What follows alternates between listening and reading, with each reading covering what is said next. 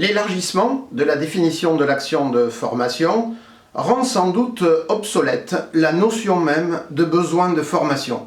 Et le plan de développement de compétences ajoute à cette obsolescence, ce n'est peut-être plus en termes de formation qu'il faut poser la question de la compétence du salarié. Lorsque l'on interroge des salariés sur leurs besoins en formation, que l'on demande aux managers de voir avec les salariés où sont les besoins en formation, il y a en fait deux questions en une, celle du besoin de compétences et celle de l'action qui va permettre d'y remédier.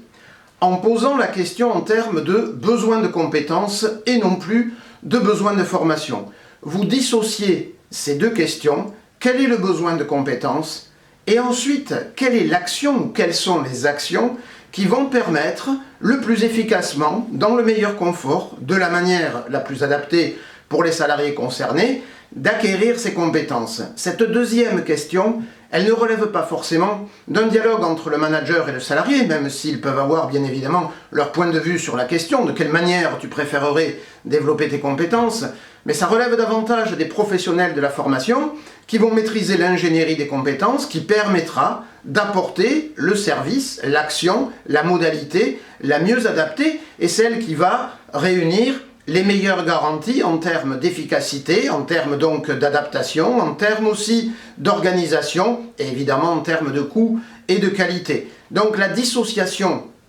de cette question à partir d'une analyse en termes de besoin de compétences et non plus de besoin de formation permet de remettre chacun sur le cœur des questions auxquelles il doit répondre.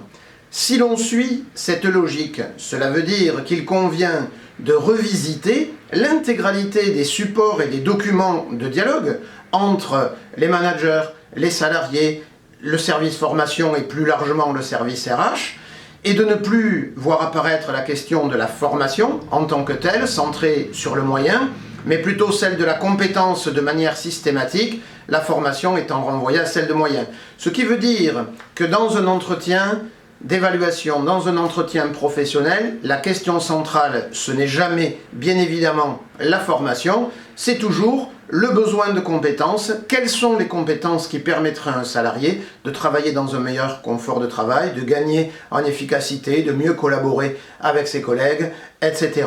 Donc, fin du besoin de formation, notion aujourd'hui un peu obsolète, et bienvenue au besoin de compétences.